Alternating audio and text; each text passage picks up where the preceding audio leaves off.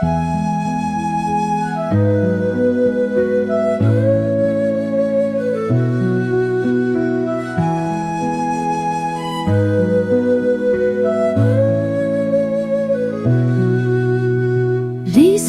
ist eine Krankenschwester. Sie arbeitet in einem Krankenhaus in Berlin. Lisa liebt ihren Beruf. Jeden Tag hilft sie vielen Menschen. Sie gibt ihnen Medizin, macht Verbände und spricht mit den Patienten. Lisa steht jeden Morgen um 6 Uhr auf. Sie duscht, zieht ihre Uniform an und trinkt einen Kaffee. Um 7 Uhr fährt sie mit dem Bus ins Krankenhaus.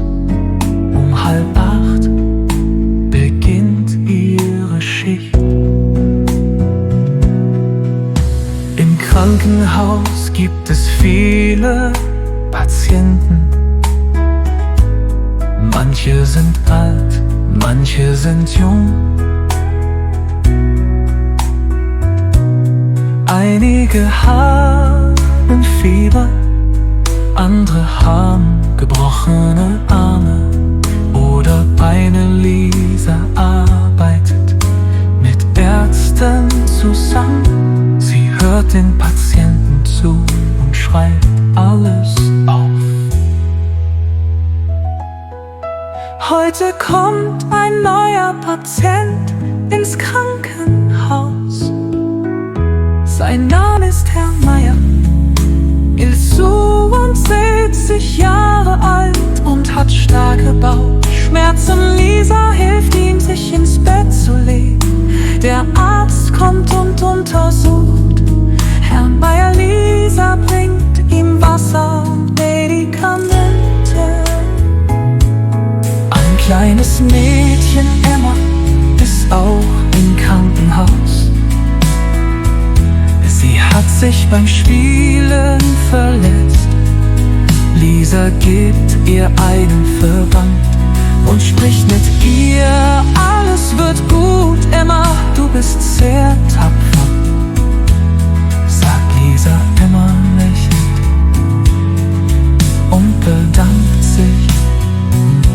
In der Mittagspause ist Lisa in der Kantine. Sie spricht mit ihren Kollegen. Alle arbeiten hart, aber sie mögen ihren Beruf. Nach der Pause besucht Lisa eine alte Dame, Frau Schmidt. Sie kann nicht laufen und braucht Hilfe. Lisa bringt ihr Essen und hilft ihr, aus dem Bett zu kommen. Frau Schmidt ist froh und sagt Danke, Lisa, du bist sehr nett. Am Abend endet Lisas Schicht. Sie zieht ihre Uniform aus und fährt nach Hause. Dort isst sie zu Abend und ruht sich aus. Lisa liebt